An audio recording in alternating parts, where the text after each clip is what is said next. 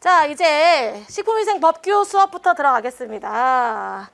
자, 수업에 앞서 슬픈 이야기가 있다고 하면은, 자, 새 책을 받았는데, 새 책을 받았잖아요?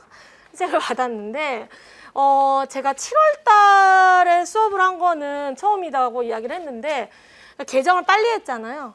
그러다 보니까 위생법이 계속 개정되고 있어요. 위생법만 개정하는 것 같아요. 약간 느낌상. 근데 요즘엔 감염병도 맨날 하는 것 같긴 한데, 6월 10일자로 그 개정이 이루어졌는데 목적이 바뀌었습니다. 목적의 명칭이 조금 바뀌었어요. 근데 많이 바뀐 건 아니에요. 다행히. 근데 6월 10일자에 바뀌었던 내용들이 즉시 시행된 거는 이미 반영이 돼 있고 6개월 이후 시행은 12월 11일자부터 시행되는 아이들이 있습니다.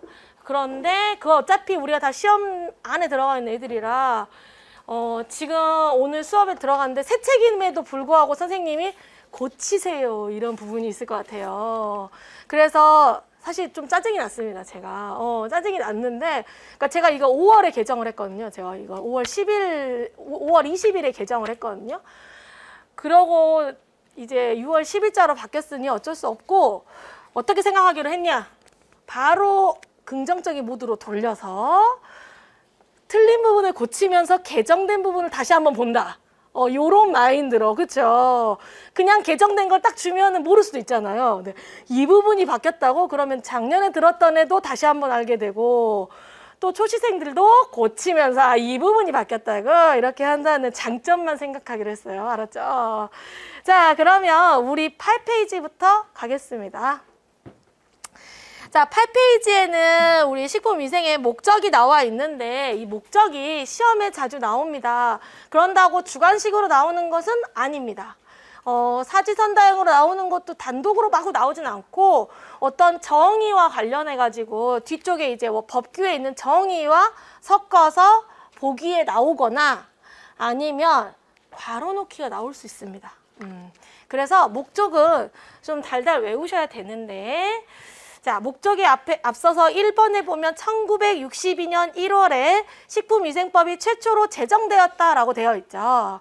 자, 우리가 법을 처음 만들면 제정이라는 표현을 씁니다. 처음 만들었다는 뜻이에요. 이거를 그 뒤부터 수정을 하잖아요. 우리가 말 그대로 조금씩 바꿀 거 아니에요. 그거를 개정한다라고 합니다. 그래서 지금은 법규는 다 개정입니다. 근데 뭔가 다시 새로운 법규가 생겼다 그러면 몇 년도에 제정했다라는 표현을 씁니다. 그럼 식품위생법은 몇 년도다? 1962년도. 예전에는 이게 시험에 나왔습니다. 실제로 위생법이 최초로 제정된 해 제가 식품화학 가르치잖아요. 식품화학에서는 작년에 기능성 식품에 대한 내용이 나왔습니다. 저는 이 기능성 식품이 위생에서 먼저 나올 거라고 생각했어요. 제가 우연히도 3과목을 하고 있는데, 왜냐면 우리가 지금 법규 쪽에 보다 보면 기능성 식품이 계속 이렇게 깔짝깔짝 되거든요. 여러분들 그 말을 나중에 알게 될 거예요. 계속 조금씩 들어있단 말이에요. 그래서 내가 기능성 검기법이 먼저 나오면은 이쪽이 나오겠다 싶었는데 식화에서 먼저 나왔거든요. 근데 식화에서 보기에 몇 년도에 최초로 제정됐다 이게 있어요. 그러니까 이게 문제가 처음 스타트 되잖아요. 그 보기 하나 나와가지고 이게 너무 놀라우면서도 제정 연도는 처음 나오는 문제들한테는, 그래서 옛날에도 위생학에서도 많이 나왔습니다. 1962년도. 그래서 엄마 아빠 생일 말고 요거 해 좀 기억을 해주세요. 1962년도. 자, 목적으로 보면은 4가지 포인트로 이제 우리가 나눠서 정리합니다. 첫 번째, 식품으로 인해서 생기는 위생상의 위해를 방지한다 라는 거야. 식품으로 인해 생기는 위생상의 위해를 방지하고, 두 번째, 식품 영양의 질적 향상을 도모하며, 식품 영양의 질적 향상을 도모하며, 세 번째, 식품에 관한 올바른 정보를 제공한다. 올바른 정보를 제공한다. 자, 4번째 부분에 바뀐 부분이 있습니다. 현재 지금 책에는 보건의 증진의 이바지라고 되어 있잖아요. 근데 어디가 바뀌었냐면 이 부분이 바뀌었습니다. 보건의 증진. 이 부분이 바뀌었다 보시면 돼요. 어떻게 바뀌었냐면 국민 건강의 보호 증진. 국민 건강의 보호 증진으로 바뀌었습니다.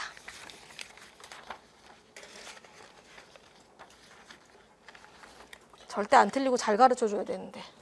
국민 건강의 보호 가운데 점 증진 이렇게 바뀌었습니다.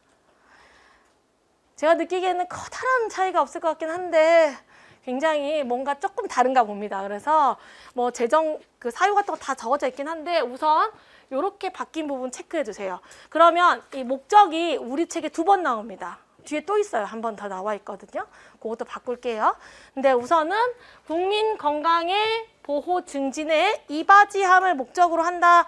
자, 이게 식품위생법 제1조. 목적은 제1조에 있습니다. 그래서 제1조다. 그러면 1, 2, 3, 4 네 가지 포인트 선생님이 알려줬죠. 이 네 가지 포인트를 잘 기억해야 되고 웬만하면 외워야 됩니다. 웬만하면 여러분들이 나중에 시험 보기 전까지 외워두시면 됩니다. 자, 그 다음에 위생법의 정의 한번 볼게요. 자, 여기 지금 1번, 2번에 나온 내용들은 시험에 정말 자주 나오는 부분입니다. 그래서 법규에서는 우리가 뒤에 되게 열심히 하고 벌칙도 외우고 난리 치는데 여기 앞에서 띡 정의 이런 거 많이 물어봅니다. 그래서 절대 잊어버리면 안 되고 자, 1번을 보면은 식품위생법 제2조 11호에 따른 정의라고 되어 있죠. 자, 식품위생이라는 이 네 글자를 우리 식품위생법에서는 어떻게 정의를 하고 있느냐?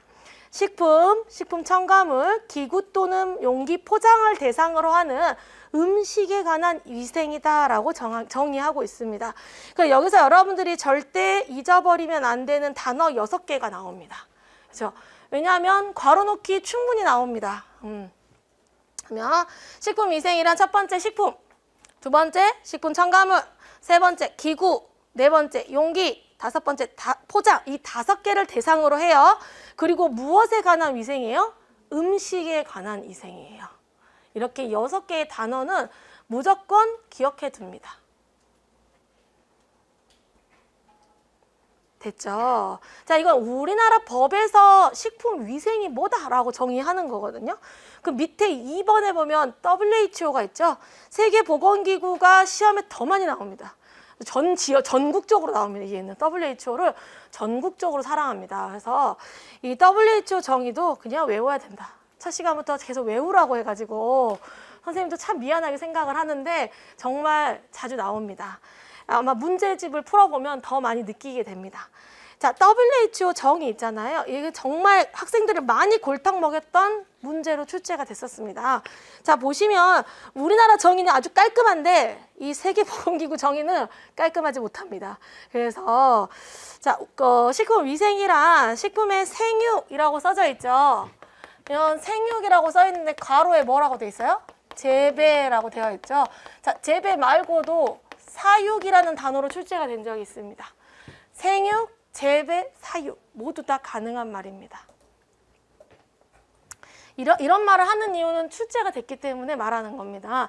그러면 WHO 정의니까 영어잖아요.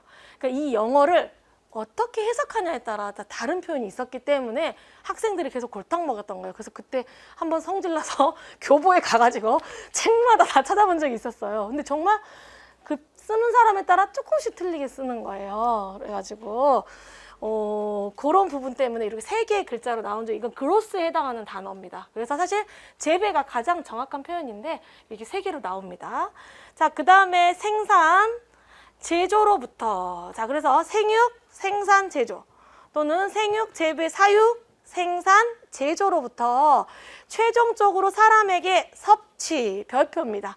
자, 섭취 자주 나오면 요 어디까지냐 이거야. 어디까지. 먹었을 때까지 다. 섭취할 때까지 이르는 모든 단계에 있어서 식품의 안전성, 안전성, 그리고 그 다음에 건전성, 마지막에 악화 방지 나오죠. 악화 방지는 완전 무결성.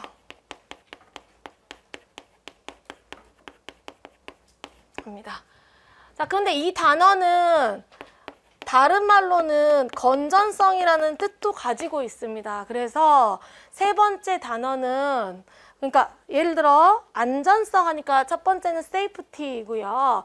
두 번째는 wholesomeness가 나옵니다. 마지막엔 soundness가 나오는데 이 soundness 같은 경우는 악화 방지의 안전 무결성이라고 쓸 수도 있는데 건전성이라는 뜻을 갖고 있기 때문에 어떤 사람은 여기를 지우고 두 가지만 쓴 사람이 있었어요. 그래서 실제 시험에 두 가지만 나온 적이 있었습니다. 그래서 여러분들이 어떻게 외우느냐? 안전성, 건전성. 근데 이 안전성입니다. 안정성, 세이프티 아니고, 세이프티 맞고 스테빌리티가 아닙니다. 뭔지 알죠? 안정할 때 안정성이 아니고 안전하다, 세이프티다. 그다음에 건정성이라고 썼네요. 건전성. 그 다음에 악화 방지, 완전 이렇게 하나, 둘, 세 개로 기억을 하되 세 번째 게 없어도 된다. 그래도 맞는 복이다, 맞는 말이다라고 보시면 돼요. 자, 그래서 WHO 정의 정말 많이 기출됐었습니다. 삭제가 요거 쭉 다 이제 기억해 두시고요. 자, 위생의 범위와 분류를 한번 보겠습니다. 자, 위생의 범위와 분류 보시면 식품위생이라는 거는 크게 식중독이라는, 그죠? 우리 지금 9페이지 보면 그림 있죠? 식중독이라는 영역과 감염병이라는 영역을 둘로 나눌 수가 있습니다. 자, 그래서 여러분들이 먼저 기억해야 될 거는 식중독은 둘로 나눌 수가 있는데, 식품위생은 둘로 나눌 수가 있는데 식중독과 감염병으로 나눌 수가 있습니다. 그러면 식중독에는 아까 우연히도 우리 기출에서 봤듯이 세균성, 자연독, 화학적 이런 식중독들이 있고 감염병에는 경구나 인축공통, 기생충 이런 감염병들이 있다라고 보시면 되는데 그림에서 보면은 둘로 나눈다라고 해서 이렇게 하지 않고 교차되는 부분이 있죠. 교집합 부분이 이렇게 있잖아요. 이렇게 교집합 부분이 있습니다. 그러면 그 교집합 부분을 우리가 생각했을 때 뭐냐면 식중독도 식품으로 인한 것들이 있고 그 감염병에도 식품으로 인한 부분이 있는 게 교집합이다 보시면 돼요. 그래서 수인성 식품 매개 감염병 같은 경우는 식중독 영역에도 들어가고 감염병 영역에도 들어간다라고 보시면 되고 이 부분에 대한 내용은 제가 문제풀이 할 때 이 부분에 대한 내용을 좀 더 설명을 해드립니다. 지금은 여러분 머릿속에 식중독과 감염병 둘로 나누게 되고 둘은 겹치는 부분이 있다. 이렇게 정리해 두시면 됩니다. 됐죠? 자, 이것도 역시 기출된 적이 있습니다. 그래서 여기 있는 내용들, 그러니까 제 교재를 제가 생각해서 막 이렇게 쭉 스토리를 짜는데 거기에서 뜬금없는 내용들이 막 나오면 다 기출된 적이 있는 내용이기 때문에 이따 보시면 돼요. 자, 그 다음에 식품의 위해 요인이라고 나와 있죠. 자, 위해 요인도 여러분들이 잘 구분해 두셔야 됩니다. 자, 식품의 위해 요인에는 크게 세 가지로 나눌 수가 있는데 내인성과 외인성과 유기성으로 나눌 수 있습니다. 자, 그럼 시험 문제에는 다음 중 내인성 위해 요인이 아닌 것은 이렇게 나옵니다. 거기서 골라내면 됩니다. 자, 그럼 내인성, 외인성, 유기성이란 단어를 어떻게 쓴 거냐? 내인성부터 살펴보면은요, 우선 식품 고유 성분, 우리가 소위 말하는 자연독 성분 같은 것들은 당연히 내인성이죠. 내가 만든 거잖아요. 내가 몸속에다가 만든 거기 때문에 우리가 공부할 때 식물성 자연독이나 동물성 자연독 이런 아이들은 내인성 위해인자다라고 생각하시면 돼요. 그 다음에 두 번째는 생리작용 성분이라고 써있죠. 이 생리작용 성분은 생리적 작용을 하는 식품 고유의 물질이라고 보시면 돼요. 식품 고유의 유해 물질인데 생리적 작용을 한다라고 보시면 돼요. 그래서 항비타민성 물질이나 항효소성, 항갑상선, 또 식이성 알레르겐, 변이원성 물질 이런 것들이 있다 보시면 됩니다. 자, 그 다음에 외인성을 한번 볼게요. 내인성은 자체적으로 만든 거다. 그럼 외인성은 밖에서부터 들어왔다라고 생각하면 됩니다. 밖에서 식품으로 들어온 위해 요인이라고 보시면 돼요. 자, 그러면 이 외인성에는 생물성과 인위성으로 나눌 수가 있어요. 자, 생물성은 아무래도 좀 살아있는 아이들이겠죠. 그래서 식중독이나 경구감염병을 일으키는 미생물이나 곰팡이독도 곰팡이가 만들어내는 독성분이잖아요. 또 기생충 같은 것들은 생물성에 들어가고 인위성 같은 경우는 아무래도 이제 내가 첨가한 것들이죠. 유해한 식품 첨가물이나 또 내가 처음부터 널려 비의도적 식품 첨가물이라고 써 있잖아요. 그 이런 겁니다. 뭐 농약 같은 경우도 그러니까 내가 농약은 사실 우리도 아프면 약을 먹듯이 농작물도 아프면 농약을 치는 거는 맞는 말이에요. 근데 이제 다시 농약을 해서 좋은 수확물이 됐을 때 사람이 그 농약을 먹지 않으면 되는 거거든요. 사실은. 근데 잔류되어 있는 경우가 있을 수 있죠. 그랬을 때 그게 이제 비의도적인 밖에서 들어온 유해 물질이 될 수 있다라고 보시면 돼요. 또는 뭐 기구 용기 포장재 같은 것도 마찬가지로 우리 여러분 웬만하면 아시잖아요. 뭐 이게 뭐 플라스틱이나 뜨거운 거 잘 안 부숴서 먹고 이게 위생을 하다 보면 점점 더 삶이 힘듭니다. 살아보면 알게 돼요. 결혼하면 더 힘듭니다. 이제 아이까지 신경을 써야 되거든요. 그래서 뜨거운 거 안 해 먹고 컵라면 전자레인지 안 돌려 먹잖아요. 나 돌려 먹는데 위생 공부를 확실히 하셔야 됩니다. 근데 요즘에 이제 용기가 많이 바뀌긴 했지만 제가 대학교 다닐 때까지만 해도 유행이었습니다. 너무 옛날 사람. 내 컵라면에다가 레시피가 다 있었어요. 그때는 컵라면에다 삶은 달걀 하나 넣거나 익힌 달걀 하나 넣고 전자레인지 돌려 먹으면 더 꼬들꼬들하다면서 되게 좋아했었거든. 그게 얼마나 유해한지 모르고 그때 그렇게 먹었었는데 그렇게 내가 어떠한 방법으로 해서 먹는 방법에 따라 그 기구나 용기에서 용출이 돼서 나오는 건 비의도적이죠. 이런 것들을 비의도적이라고 표현을 하고 있습니다. 또 제조나 가공의 과오, 잘못된 것들로 인해서 들어왔다. 자, 마지막은 유기성입니다. 자, 유기성 같은 경우는 물리성, 화학성, 생물성 세 가지로 나누어져 있는데 이거는 정확하게 구분하지 않아도 됩니다. 딱 물리성, 화학성, 생물성 이렇게 해서 외우지 않아도 되는 게 사실 제가 이거를 여기 부분을 예전에 여기를 나누지 않았었는데 제가 이제 쭉 책들을 모니터링 하면서 보니까 다 나눠져 있는 거예요. 그래서 나누려고 했더니 다 책마다 조금씩 다른 거예요. 그래서 최대한 많이 써져 있는 부분을 참고해서 넣었기 때문에 이게 완전 정확하지 않을 수 있다라고 생각하거든요. 그래서 우선 이런 성분들은 다 유기성에 들어간다라고 보시면 되고 이게 꼭 화학성이다. 이게 꼭 생물성이다. 그러지 않아도 된다. 앞에 외인성 같은 경우는 생물성과 인위성을 좀 구분할 필요가 있는데 유기성은 그러지 않아도 된다. 이렇게 말해둡니다. 자, 그러면 유기성은 도대체 뭔가라고 생각할 수 있잖아요. 유기성은 이런 겁니다. 내가 A라는 식품 안에다가 이 식품을 만들 때 또는 이 식품 안에 있는 성분들은 먹어도 아무 문제가 없는 건데 이 식품을 가지고 뭔가 조리를 한다거나 이 식품을 가지고 가공을 한다거나 또는 이 식품이 발효를 일으킨다거나 저장을 하거나 이런 일련의 과정을 하다 보면 끓이기도 하고 튀기기도 하고 또 뭔가 누구하고 누가 이렇게 첨가하기도 하고 막 이러잖아요. 이런 과정에서 내가 넣은 1, 2, 3, 4, 5라는 성분은 아무것도 문제가 되지 않는데 얘들끼리 만나서 식품 속에서 뭔가 새로운 물질 용자 X를 만들어내는 거죠. 근데 걔가 발암성이야. 이런 거예요. 즉 내가 처음부터 X를 넣은 게 아니라 나는 우리가 먹어도 해가 되지 않는 1, 2, 3, 4, 5 심지어 다 영양소야. 이럴 수 있잖아. 1, 2, 3, 4, 5를 넣었는데 내가 끓이는 과정 내가 뭔가 발효를 시켰어. 이런 과정에서 X가 만들어지게 된 거예요. 근데 그 X가 발암물질이라던가 몸에 안 좋은 거예요. 그 X가 유기성 위해인자다 이렇게 보시면 돼요. 그래서 이 X는요. 뒤쪽에 5번째 파트에 화학적 식중독에 가면은 11가지 대해서 아주 꼼꼼히 공부할 예정입니다. 그래서 그런 아이들이 있다 보시면 됩니다.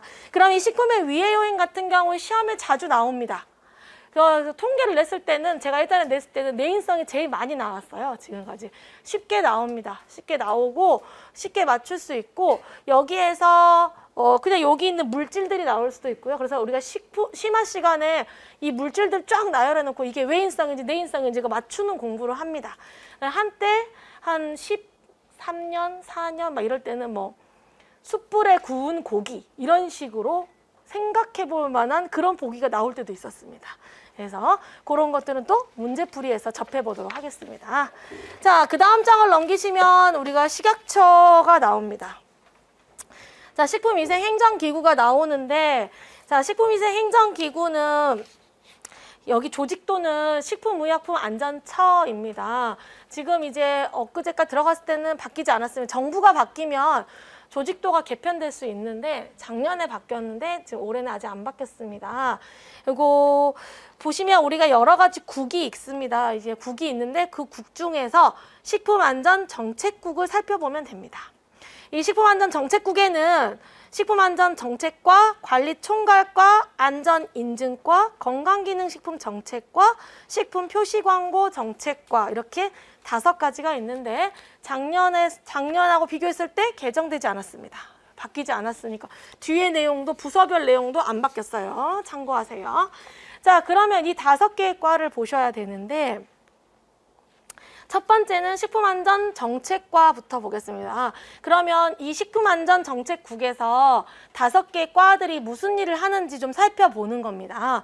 그러면 첫 번째 안전정책과에서는요. 보시면 식품, 건강기능식품, 첨가물, 기구용기 포장의 위생안전관리 정책 수립, 그러니까 정책과잖아요. 정책을 수립한다거나 제도 개선 같은 것들을 총괄하는 부서라고 보시면 됩니다. 또 위생법이나 여러 가지 법의 개정이나 운영에 관한 사항들을 보고 있고요. 자, 5번을 보시면 식품 등 기준 규격의 총괄 조정이라고 되어 있죠. 그럼 여기 식품 등이라는 건 앞에 1번에서 읽었던 아이들이에요. 이 식품 등이라는 표현 여러분들 처음 공부하시는 분들은 자주 이렇게 읽다 보면 나오거든요. 근데 식품 등은 그 법이나 말하고 있을 때 규정이 달라질 수 있어요. 식품 등은 처음에 어떤 법에서는 식품 첨가물, 기구용기품 5개 있는 데도 있고요. 축산물 들어간 데도 있고, 그러니까 다 다를 수 있어요. 그러면 어떻게 하냐면 식품 등이라는 말이 뭐다라고 먼저 항상 단서를 줍니다. 그 다음부터 줄임말을 쓰거든요. 그래서 1번에 보면 식품 등 이하 식품 등이라고 한다라고 써있죠. 그 밑에부터 식품 등이라는 표현은 1번에 있는 내용이다라고 보시면 됩니다. 자, 그렇게 보고 또 8번으로 가볼까요? 8번에 식품위생심의위원회라고 있죠. 심의위원회 운영을 하는 것도 정책과이고 자가품질 검사 제도를 운영하는 것도 정책과다 이렇게 보시면 돼요. 자, 그 다음 식품관리총괄과 한번 볼까요? 자, 식품관리총괄과는 식품 등 관련 영업의 지도 단속에 관한 종합계획을 수립한다. 자, 총괄과부터는 이제 뭔가 지도 단속 이런 것들이 나온다 보시면 돼요. 그다음에 식품 등의 수거 및 검사 계획을 수립 관리하고 부정불량식품 같은 거 단속 업무하고 자 5번을 보면 허위표시 과대 광고를 단속하는 거죠. 한마디로 단속하고 또 7번에 위해 식품 등의 회수 뭔가 우리 회수제도 알죠? 또 관리 총괄하게 됩니다. 자, 그 다음에 16번에 보면은 식품위생감시원의 임면 및 교육, 식품위생감시원의 교육 같은 것들도 이 관리 총괄과에서 한다 보시면 됩니다. 자, 그 다음에 우리가 제일 쉬운 과가 식품안전인증과입니다. 그쵸? 인증과에서는 우리가 알고 있는 해썹에 대한 내용을 합니다. 자, 여러분들 해썹은 있죠? 식품하고 축산물이 총괄로 다루고 있습니다. 그러니까 지금 우리 해썹은 먼저 한 건 축산물이었어요. 축산물이 먼저 했고 지금 우리나라에서는 식품에도 도입을 하고 있고 의무 적용 식품들이 있죠. 언젠가는 아마 나중에는 우리가 외우지 않아도 될 모든 식품에 적용이 되겠지만 아직은 아닌데 축산물이 먼저 했고 각각 축산물 해썹, 식품 해썹이 있었습니다. 그런데 이 둘을 합쳤어요. 그래서 식품 및 축산물 안전관리 인증 기준이라고 보시면 됩니다. 뒷장으로 넘어가 볼까요? 자, 이 안전관리 인증과에서는요, 해썹도 하지만 9번에 보시면 식품 등의 이력 추적 제도 같은 것들도 운영하고 있습니다. 자, 그 다음에 건강기능, 건기식 있구나 하고 넘어갑니다. 애써 외면하고 애써 외면 항상 애써 외면. 자, 그 다음 식품 표시 광고 정책과 한번 볼까요? 자, 식품 표시 광고 정책과 같은 경우는 자, 예전에는 선생님이 초창기에 가르칠 때는 각 법마다 예를 들어 뭐 우리가 식품위생법이잖아요. 축산물은 축산물위생관리법이라고 해서 위생을 관리하고 있습니다. 그러니까 다 각 법마다 뭔가 관리를 하고 있는데 거기 다 표시제도가 있었어요. 법에. 그래서 표시제도가 있었는데 각 법마다 있으니까 얘랑 얘를 둘 다 식품도 하시고 축산물도 하시는 분들은 각각의 법을 봐야 되잖아요. 그래서 어떻게 했냐면 모든 법에서 표시 제도만 뽑아왔어요. 그래서 표시법을 다시 만들었어요. 뭔지 알겠죠? 그래서 그런 표시와 관련된 법을 따로 제정을 했고 그거에 대한 내용을 이따가 관계법에서 좀 더 배웁니다. 그래서 식품 표시 광고 정책과가 따로 있습니다. 식품 등의 표시 광고 정책 수립이나 제도 개선 같은 것들을 총괄하고 있고 그 법 이름이 이겁니다. 식품 등의 표시 광고에 관한 법률이라는 이 법을 개정하고 운영하고 있습니다. 그 다음에 여러분들이 아주 골치 아파하는 게 또 나옵니다. 식품 등의 표시 기준, 그죠? 식품 등의 표시 기준과 관련돼서 이런 것들을 운영하는 과도 여기고요. 영양 표시나 나트륨 함량 비교 표시, 오늘 다 배울 내용들이거든요. 그런 것들도 하고 있고, 그다음에 최근에 개정된 내용은 이 고카페인과 관련된 내용들이 개정이 됐습니다. 그러니까 신설이 된 거죠, 사실은. 그 전에 하던 내용들이 있거든요. 알레르기라던가 글루텐. 우리 글루텐 프리 같은 거 이런 것들이 있었는데 최근에 신설된 거는 요 고카페인에 대한 내용, 그 다음에 유전자 변형 식품에 대한 표시 기준, 이런 표시 기준에 대한 내용들을 하고 있다 보시면 됩니다. 됐죠? 자, 식약처 조직도에 대해서 봤고요. 그 밑에 보면 소관부처 한번 볼까요? 자, 소관부처라는 거는 여러분들이 이 소관부처가 지금 여기 책 말고도 내가 이 법에 대해서 소관부처가 궁금하다라고 하면은 아주 쉽게 찾을 수 있습니다. 법제처라는 사이트가 있는데 법제처에 가면은 이렇게 법률 이름이 있고 옆에 담당하는 그 기관이 나옵니다. 그걸 보면 됩니다. 그래서 예를 들어 식품위생법이면은 식약처가 있겠죠. 이렇게 식약처가 쭉 나와 있습니다. 그래서 법제처 사이트를 이제 보시면 됩니다. 거기에 있다. 그러면 소관부처 같은 경우도 역시 기출된 적이 여러 번 있는데 가장 자주 나오는 곳은 교육청 시험에 자주 나옵니다. 교육청 시험에서 또 그 학교 급식법 같은 게 교육부로 나오면서 소관부처 문제는 교육청에서 몇 번 나온 적이 있습니다. 여러분도 기본적으로 알아두셔야 됩니다. 아마 경상북도인가에서 예전에 나온 적이 있는데 이렇게 위생법은 식약처에서 한다. 축산물위생관리법도 식약처. 건기식도 식약처, 수입식품 안전관리특별법. 한참 우리나라에 수입식품 막 수입 과자 같은 거 많이 들어왔었잖아요. 정체불명의 과자. 그런 것들이 이제 무분별하게 막 그런 로드샵에 많이 생겼었잖아요. 그러면서 수입식품 특별법이 생겼었거든요. 이것도 역시 식약처입니다. 자, 주세법 보세요. 학생들이 많이 헷갈려하는 거 주세법입니다. 주세법은 기획재정부입니다. 자, 주세법은 여러분 들어본 적 있나요? 그 말 그대로 그 세금을 매기는 거거든요. 그러면은 술의 도수, 우리 술 있잖아요. 술의 알코올 도수 있죠. 알코올 도수가 높은 술들을 보면은 비쌉니다. 비싼 이유가 만드는 과정이 힘들 수도 있는데 도수가 높으면 세금을 많이 냅니다. 그렇기 때문에 그런 세금에 대한 내용이기 때문에 이게 기획재정부에 들어가 있습니다. 그래서 실제로 내가 술을 만들잖아요. 그냥 여담이지만 술을 만들어서 내가 그냥 아무것도 없이 허가나 이런 거 받지 않고 내가 여기 친구한테 선생님 만든 술이야? 10,000원이야. 10,000원. 10,000원 주고 팔잖아요. 그러면 얘가 뭐가 되냐면 모든 법을 위반할 수 있지만 탈세가 됩니다. 세금을 내지 않은 거예요. 세금을 내고 얘한테 팔아야 됩니다. 세금에 대한 부분을 내고 나라에 내고 팔아야 돼요. 뭔지 알겠죠? 그렇게 돼서 막 팔면 안 됩니다. 맥주를 만들기 옛날에 많이 그러신 분도 있었거든요. 집에서 술을 담궜는데 막 돈 주고 파시잖아요. 잡혀가요. 근데 그게 탈세 의혹이 있습니다. 탈세가 들어있습니다. 뭔지 알겠죠? 그래서 기획재정부입니다. 자, 소금이니까 해양수산부이겠죠. 그 다음에 학교급식법은 교육부입니다. 그 다음에 먹는물관리법도 보세요. 먹는물관리법도 먹는물이다 보니까 헷갈릴 수 있으나 환경부라는 거, 환경부. 그 다음에 농수산물 품질관리법은 농림축산식품부, 식품의약품안전처, 해양수산부 다 들어가 있습니다. 농림, 축산, 해양, 식약처 다 들어있죠. 다 들어있다 보시면 돼요. 자, 그 다음에 원산지 표시법 한번 볼게요. 자, 원산지 표시법은 우리 뒤쪽에도 있는데 농수산물의 원산지 표시 등에 관한 법률입니다. 플레이머.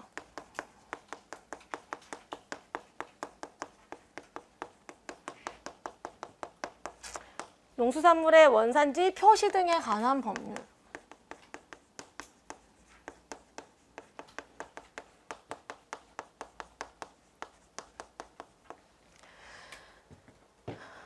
자, 이건 역시 최근에 개정됐습니다. 이 등이라는 표현이 들어갔습니다. 별거 아닐 것 같은데 이제 그 원산지 표시와 관련된 수업을 할 때 한 번 더 설명하겠지만 예전에는 원산지 표시에 관한 법률이었지만 지금은 표시 등에 관한 법률로 법률명이 바뀌었거든요. 그 이유는 예전에는 원산지만 표시하면 됐었는데 원산지를 아무리 잡아도 계속 고치니까 알죠. 쫓고 쫓기는 싸움처럼 계속 허위하거나 섞거나 그런 일이 계속 일어나기 때문에 이력 관리를 합니다. 이력에 대한 내용을 이제 이 원산지에서 원래 이원화가 돼 있었대요. 근데 이제 지금 원산지 하시는 분들이 그 이력 관리에 대한 내용들을 뒤에서 한 번 더 선생님이 다뤄줄게요. 그래서 합쳐지면서 표시 등에 관한 법률로 바뀌게 됐습니다. 원산지가.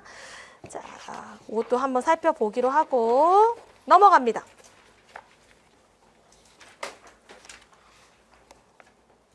자, 식품위생법 관련법 및 고시라고 되어 있습니다. 이건 크게 중요하지는 않는데 아주 예전에는 시험 중에 뭐 위생법의 하위법이 아닌 것은 막 이런 것들이 막 문제집이나 예전에는 기출된 적이 있어서 살펴보긴 하는데 어렵지 않습니다. 위생법에는 식품위생법과 식품위생법 시행령, 식품위생법 시행규칙 이렇게 기본적으로 있습니다. 그럼 여러분들이 법을 보실 때 예를 들어 식품위생법하고 법률이 있잖아요. 그러면 식품위생법 시행령이 있고 식품위생법의 시행규칙이 있습니다. 이렇게. 그러면 얘만 그러느냐? 아까 광고표시법 같은 경우도 법률이 있고 그것의 시행령 또 시행규칙 이렇게 삼묶음 세트라고 보시면 됩니다. 그러면 이 시행령 같은 경우에는 뭐냐면 우선 외우지 않아도 됩니다. 위생법에서 위임된 사항들이 들어옵니다. 시행령으로 위임한 내용들이나 또 이 위임한 내용에 필요한 사항들을 시행령에다가 좀 더 구체적으로 적어놓는다 보시면 되는데 시행령은 대통령령입니다. 그래서 식품위생법 시행령 하면 이 위생법에서 이 법률에서 위임된 사항하고 그 위임된 내용에 필요한 그런 내용들이 기재되어 있다 보시면 되고 대통령령이라고 보시면 됩니다. 실제 그럼 법제처 들어가 보세요. 대통령령이라고 써 있습니다. 그 다음에 시행규칙은 더 자세히 나오거든요. 근데 이거는 역시 이렇게 위생법이나 시행령에서 또 위임된 사항들, 규칙 여기서 다룬다라고 여기에 고시돼 있다라고 딱 누르면은 규칙이 나오는 경우들이 있는데 여기서 위임된 사항들이나 거기에 필요한 내용들이 또 규칙에 적어져 있다라고 보시면 되고 얘는 총리령입니다.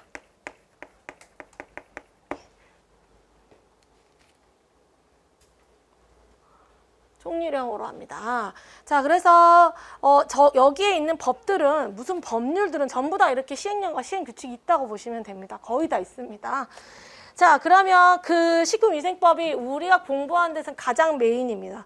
근데 정말 법이 102조로 돼 있습니다. 조가. 그래서 아주 굉장히 제가 이렇게 그 법규를 가르치시는 교수님들하고 또 자주 떠듭니다. 자주 떠드는데 식품위생법 다 싫어합니다. 너무 크고 너무 많고 저도 예전에 관계법규를 가르쳐 본 적이 있는데 학교 급식법 이런 거는 몇 조 안 되고 개정도 잘 안 됩니다. 근데 위생법이 제일 개정도 많고 너무 조가 큽니다. 그래서 여러분들이 앞으로 약간 험난한 일정이 있다라고 예고 드립니다. 그러면 가장 기본적으로 위생법을 다 보고 어느 정도 보고 관계법령을 본다라고 보시면 돼요. 자, 그리고 이제 밑에 보시면 식품의 기준 및 규격, 식품 첨가물의 기준 및 규격, 기구 및 용기 포장의 기준 및 규격, 땡땡의 기준 및 규격 이렇게 써져 있잖아요. 요 셋을 다 합쳐서 우리가 소위 공전이라고 말합니다. 이 공전이란 책을 펼쳐내는 게 이 아이들을 다 합쳐서 공전을 내는 겁니다. 그러면 아까 식품위생의 정의에서 6가지를 선생님 말해줬는데 마지막은 음식에 대한 위생이다 하니까 놔두고 나머지 5개 있었죠. 식품, 식품 첨가물, 기구, 용기, 포장 이 5가지에 대한 기준 및 규격이 있다 보시면 돼요. 그래서 이 5가지인데 이 중에 다시 셋으로 나눠서 식품에 대한 기준 및 규격이 있고 첨가물에 대한 기준 및 규격이 있고 나머지 기구, 용기, 포장에 대한 기준 및 규격이 있어요. 그래서 우리가 가장 많이 보는 거는 식품의 기준 및 규격을 제일 많이 보고요. 그다음 첨가물 파트 가면은 첨가물의 기준 및 규격을 보는 거예요. 자, 이렇게 기준 및 규격이 식품위생 대상이었던 이 5가지에 대해서 공전이 다 정해져 있다 이렇게 보시면 되고, 그 다음에 해썹 있죠. 식품 및 축산물 안전관리 인증 기준이라고 해서, 그 다음에 수입식품 안전관리 특별법, 또 식품 등의 표시 기준. 자, 식품 등의 표시 기준은 우리가 식품 관련된 아까 그런 것들에 대해서 다, 예를 들어 지금 여러분들이 먹고 있는 그 음료수 같은 거 뒷면을 보면은 다 이렇게 뭐 표시가 다 돼 있잖아요. 다 정해져 있습니다. 그런 내용들, 그런 것들이 있다고 보시면 되고, 그 다음에 유전자 변형 식품 등의 표시 기준. 유전자 변형 식품은 GMO에 대한 표시 기준이 있어요. 그러면 GMO 같은 경우는 크게 표시 기준과 관련된 내용이 있고, 그 다음에 안전성 심사에 대한 내용이 있습니다. 그래서 유전자 변형식품 GMO는요, 이렇게 제일 중요한 건 뭐냐면 안전성이겠죠. 얘가 안전하냐, 유전자 변형을 했는데 먹어도 되느냐, 이러한 안전성 검사, 안전성 심사를 꼭 해야 되고요. 만약에 GMO를 썼으면 소비자에게 알 권리를 보장해 주기 위해서 표시를 해야 된다, 이 말인 겁니다. 자, 그 다음에 식품 등의 표시 광고에 관한 법률 있고요. 농수산물, 원산지 표시 등에 관한 법률인데 여기 등이 빠졌네요. 여기. 자, 등에 관한 법률 이런 것들이 있습니다. 자, 여러분 보시면은 선생님이 법제처 사이트를 한번 알려줬잖아요. 그죠? 이 법제처에 가면은 이게 법령, 지금 써져 있는 것 중에 뭐뭐에 관한 법률, 땡땡 특별법, 식품위생법 이런 것들은 법제처에 가면은 쉽게 찾을 수 있습니다. 검색을 하면. 근데 그거 말고 기준 및 규격이라던가 해썹, 식품 등의 표시 기준, 유전자 변형 식품의 표시 기준 이런 아이들은요, 우리가 고시라고 합니다. 고시. 그래서 법제처보다는 식약처 사이트가 더 빨리 쉽게 재개정된 내용들까지 찾아볼 수가 있습니다. 그래서 얘들은 식약처. 근데 학생들을 보니까 이제 식품안전나라 그 어플로도 많이 보더라고요. 선생님은 꼭 식약처에 가서 한글 문서를 봅니다. 힘들어도. 왜냐하면 이제 그 식품안전나라에서 사이트 관리하시는 분이 혹시라도 업데이트 안 해놨을까봐 저는 항상 식약처를 이용하는데, 식약처 가면 고시칸에 가면은 이런 거 있습니다.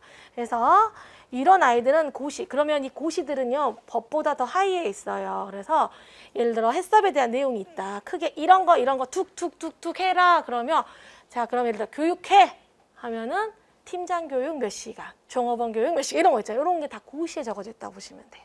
알겠죠? 자, 그리고 식품 등의 품질 관리 및 위생 감시 제도 같은 것들이 밑에 있다. 이렇게 한번 정리해 두시면 됩니다. 이런 것들이 있다. 이런 거는 이제 문제 풀이할 때 조금 더 살펴보도록 하겠습니다. 자, 그러면 이제 챕터 2로 본격적으로 식품위생법을 본다. 지금 이제 위생법을 한 개도 안 했다고 보시면 됩니다. 엄청 많이 말한 거 같은데 한 개도 안 했다 보시면 됩니다. 이제 위생법을 볼 건데요. 선생님 교재를 가지고 공부해 보셨던 분도 있고 처음 보시는 분도 있잖아요. 그럼 이 위생법 파트에서는 교재가 어떤 식으로 기본적으로 어떻게 돼 있냐면 챕터 2 해가지고 쭉 글씨 내용이 써져 있잖아요. 이 내용이 그냥 밖에 써져 있는 거는 기본적인 내용은 다 식품위생법이 기본 골자를 하고 있습니다. 근데 중간중간에 박스 처리되어 있는 것들이 있거든요. 이 박스는 뭐냐면 이 위생법과 관련해서 시행령이라던가 시행규칙이라던가 여러 가지 고시들을 중간중간에 삽입해 놨습니다. 그래서 여러분들이 이거에 관련된 내용 보시면 첫 번째 15페이지만 해도 정의 부분이 쭉 내려가. 그러면 1조, 2조 다 위생법과 관련된 내용인데 위생법 내용 중간에 위생용품 관리법하고 박스가 들어가 있죠. 그럼 뭐냐면 위생법이 아니라 위생용품 관리법이 지금 여기서 가리키고 있는 내용, 서브 내용들이 들어있기 때문에 그 내용을 제가 미리 발췌해서 넣어놨다라고 보시면 돼요. 알겠죠? 자, 그러면 위생법부터 살펴볼 건데, 자, 법령에 들어가기 전에 이제 교재를 보시면은 교재에 있는 내용들은 최대한 손대지 않고 법령 그대로 복사해다 넣어놨습니다. 왜냐하면 이제 제가 영양사를 가르쳐 보니까 영양사 교재들을 보면 굉장히 쉽게 법령을 적어놨습니다. 그러면 읽기는 아주 쉬워요. 이해도 되는데 이제 만약에 디테일하게 그 법령에 대한 문제가 나왔을 때 우리가 보통 시험이 다만 하는 이런 단서들이 많이 나오거든요. 땡땡은 제외한다 이런 것들이 나오는데 처음에 제외했는데 다시 가로 안에 또 제외하는 경우가 있습니다. 그러면 걔는 포함이거든요. 그러니까 아닌 게 아니야 라고 하면 아닌 게 아니야 이런 게 법령에서 굉장히 많습니다. 그래서 제가 그냥 법을 갖다 붙여놨고 이 중에서 중간중간 날짜가 써져 있는 것들은 최신에 바뀐 것들은 최신 바뀐 개정 날짜를 넣어놓은 것들이 있습니다. 그거는 이번에 바뀌었구나 이렇게 조금 더 아이들이 빠르게 찾으라고 넣어놨거든요. 그래서 법을 그대로 붙여놨기 때문에 읽다 보면은 제1조라는 표현이 있습니다. 제1조, 1조라는 표현을 하기도 하고 그 다음에 1항이라고 표현을 하기도 하는데 1항은 원문자 1번입니다. 내가 만약에 2항 그러면 원문자 2번을 찾으면 돼요. 이렇게 2항. 항이라는 표현은 원문자 알죠? 동그라미 요거 1번이라는 거예요. 자, 그 다음에 3호라는 표현을 할 때가 있거든요. 3호면 3.호. 이 3점으로 써져 있는 거죠. 이게 호예요. 그러면 이렇게 하면 뭐예요? 10호. 10호입니다. 10호. 왜냐하면 자, 여러분들 지금 16페이지 지금 4호 보세요. 4호. 4호가 어딨지? 이러면 안 돼요. 같이 쫓아가야 되거든요. 그래서 3호입니다. 자, 마지막에는 목이라는 단어가 나오거든요. 각 목에 해당한다 라고 하면은 이 각 목은 뭐냐면 가나다라로 가요. 그래서 가나다. 그러면 뭐 거목에 이렇게 거 써져 있잖아요. 그러면 거목에 해당한다 이렇게 말합니다. 그래서 이거를 기본적으로 알아두셔야 공부도 할 수 있고 만약에 내가 법을 찾아보겠잖아요. 실제 학생 중에 한 1년에 한 5명 정도는 선생님도 믿을 수 없어. 내가 직접 찾겠어. 그런 사람이 있습니다. 난 괜찮아. 난 너무 좋아. 왜냐면 걔가 내 거 컨펌해 주잖아요. 그래서 그렇죠. 찾습니다. 근데 못 찾아요. 그냥은 못 찾아요. 자, 여기에 해당하는 내용은 이런 표현들이 나오거든요. 이거 제일 먼저 알아두셔야 돼요.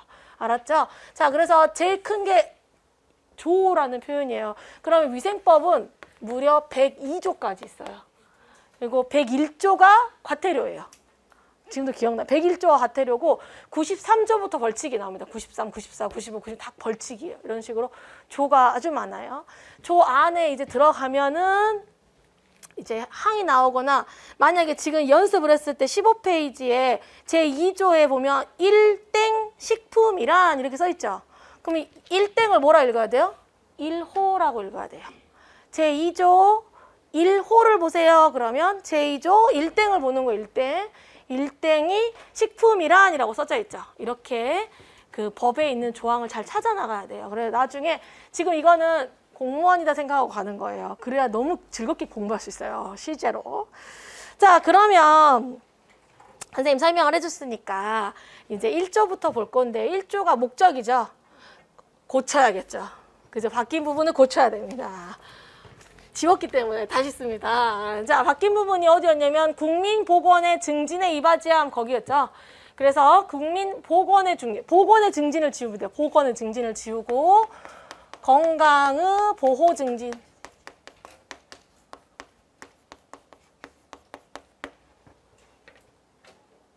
그래서 국민 건강의 보호 증진에 이바지함을 목적으로 한다.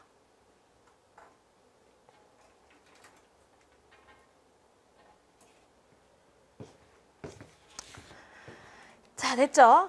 자, 그러면 정의 한번 볼게요. 정의 1호 볼게요. 1호.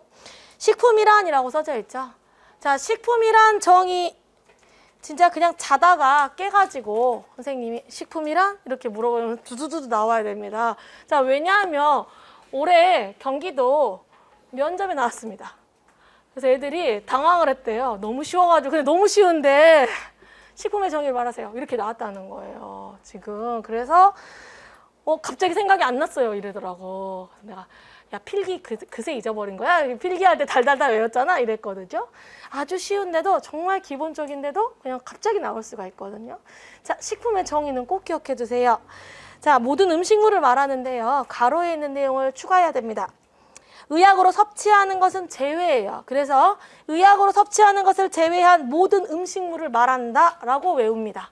자, 식품이란 모든 의약으로 섭취하는 것을 제외한 모든 음식물을 말한다 라고 식품의 정의를 기억해 두세요.